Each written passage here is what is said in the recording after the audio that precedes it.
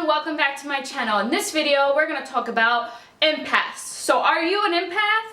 Do you know what an empath is? If you don't know what an empath is, continue watching this video. And if you are an empath, continue watching this video.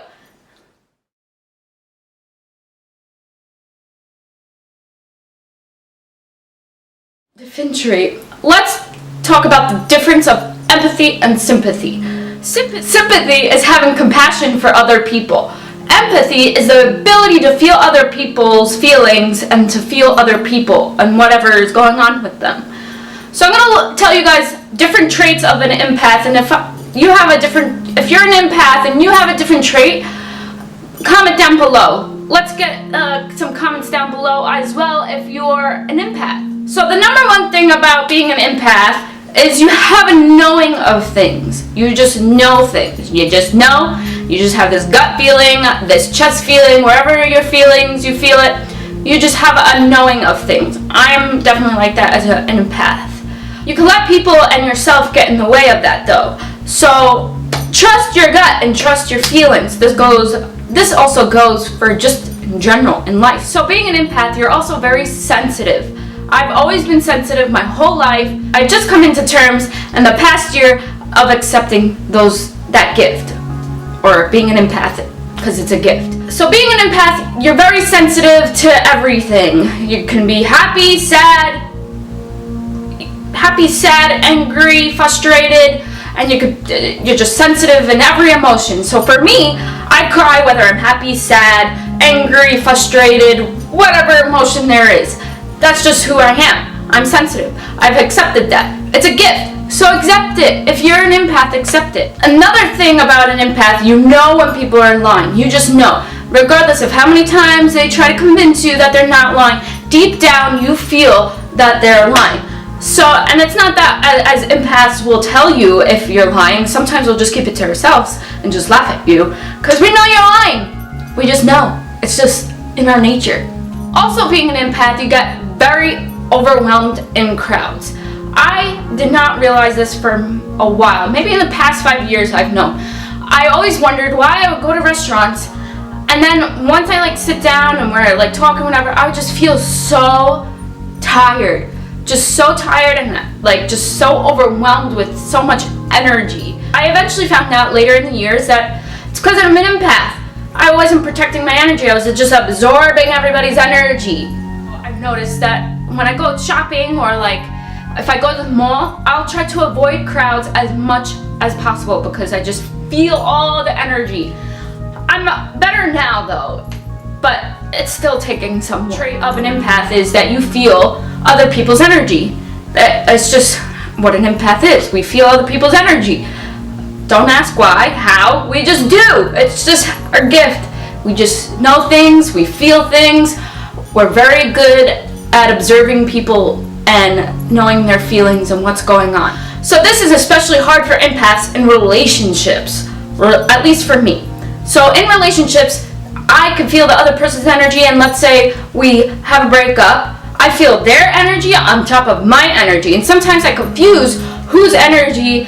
I'll be upset and I'm like, why am I upset? Or I'll just be upset and then I'll realize that it's the other person's energy for whatever reason that I have a self-realization, whether I talk to them and then realize that I'm feeling better and it's because it wasn't mine. So as empaths, you have to recognize whose energy you're absorbing and if it's yours or if it's not. So you constantly have to check in with yourself.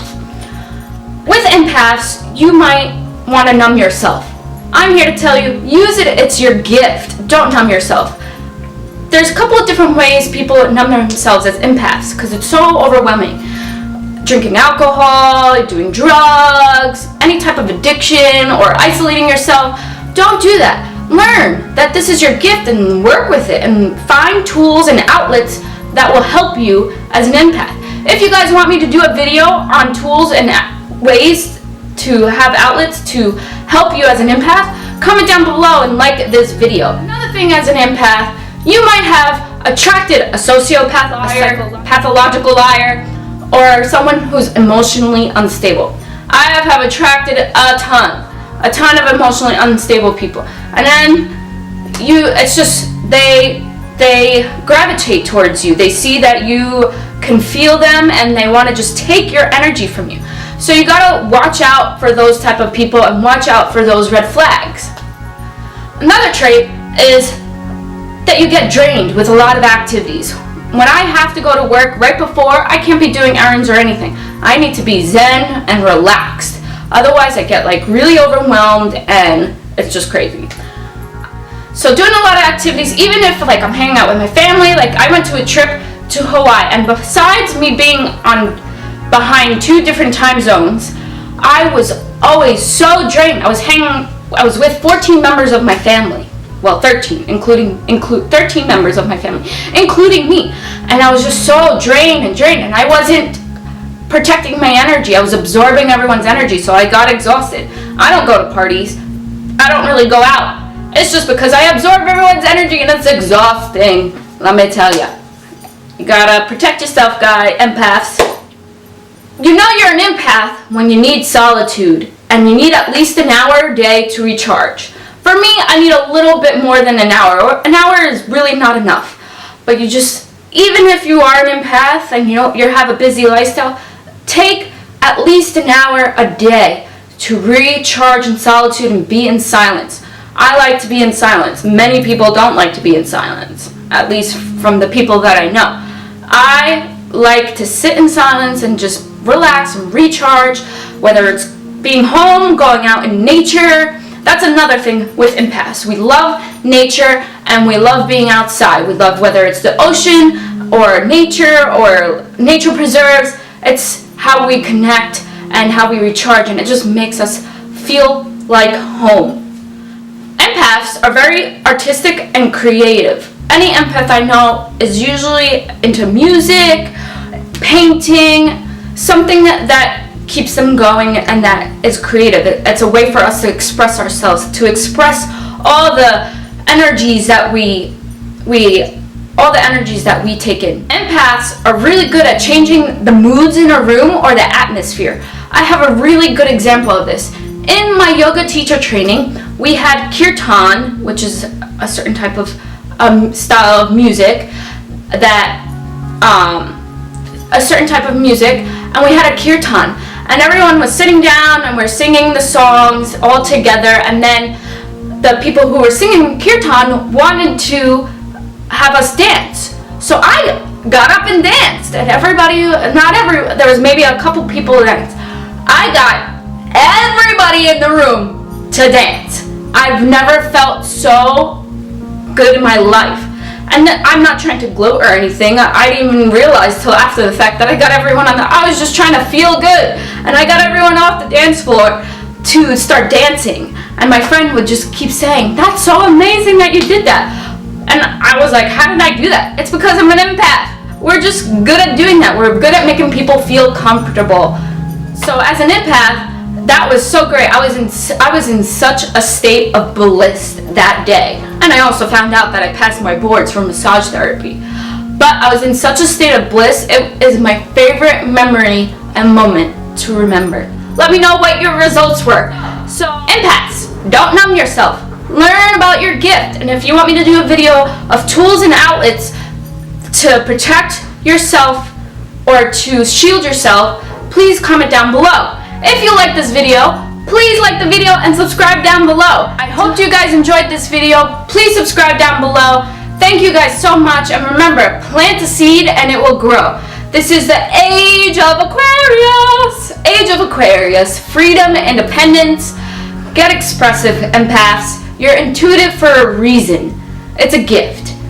If you want to take an empath test, I will put a link down below and you can find out if you're an empath. That link is pretty accurate to me. It says I'm highly empathic, which is true, and a lot of the questions they base on is the traits that I talk about, but a little bit more in depth. So down below, I'll put that link down, so click that link and find out if you're an empath, or if you're an empath, take the test. It's fun. Also, I put down below 2 different empath communities. If you're an empath or curious about empath work or anything empathic, go to these 2 empaths. There's one empathy support or empath empath support, either one. And the other one is in empathcommunities.com. So I'll put those down below. Look at both of those. Sign up if you're an empath. It's a great way to get yourself involved or read, different blogs that they post. I'm part of both of them. The first one I'm part of is the Empath Community that I've been part of for a couple years now. But if you want to become so that link is down below, and let me know if you join that and we could become friends on the Empath Community. On those sites, we could be friends. The woman Elise, who is the founder of the Empath Community, has a video on YouTube, I'll put that link down below, talking about how to protect yourself as an empath and how to protect yourself. So check those all out, and I hope you guys enjoy. The light in me honors the light in you. Namaste, guys. Have a good